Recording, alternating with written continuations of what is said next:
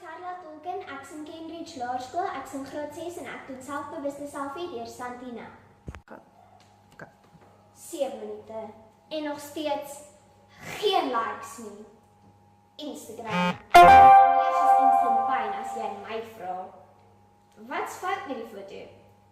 Ek dink is baie oorspronklik 'n selfie in 'n ou speelraam en ek het seker gemaak die skadu laat my massiewe Marius kleiner lyk. Ek het gisteraand letterlik soos 'n uur spandeer met die caption. Ek dink dis perfek. Eintlik is ons almal maar dieselfde. Dis net die konteks wat verskil. Ek wens ek kon dit glo. As dit waar was, sal ek ergens ingepas het. Ek sou deel gevoel het van iets. By die populêre groep sal ek nooit inpas nie. Dis verseker. En my kind is te swak vir die slim groep. Oor die sportgroep wil ek nie eers praat nie. Maar daar moet tog nog mense wees soos ek. Ander wat nie inpas nie. Wat doen ek verkeerd? Kyk net hier. Haar het skaars 10 minute gelede hierdie foto van haarself gepost en dit het al klaar 35 likes en 3 comments. Jy's gorgeous. Oh, thanks Nia. Mooiste mens. Thanks Heather, jy's net so beautiful. En sy like nes. Al die ander meisies op Instagram. Niks oorspronkliks nie.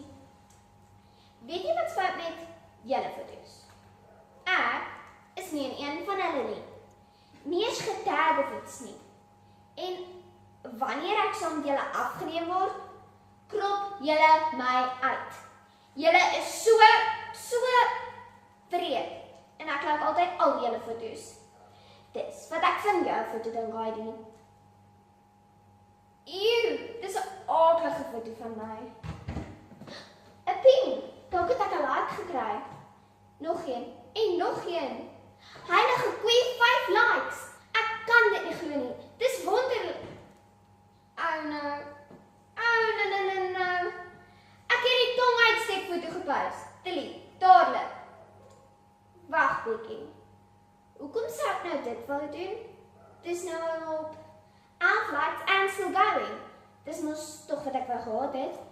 Mense wat aanvaar nie ek is. En hierdie is presies wie ek is. Hy macaroni, dis die geheim. Ek hoef net myself te wees. Ek gaan 'n nuwe Instagram trend begin.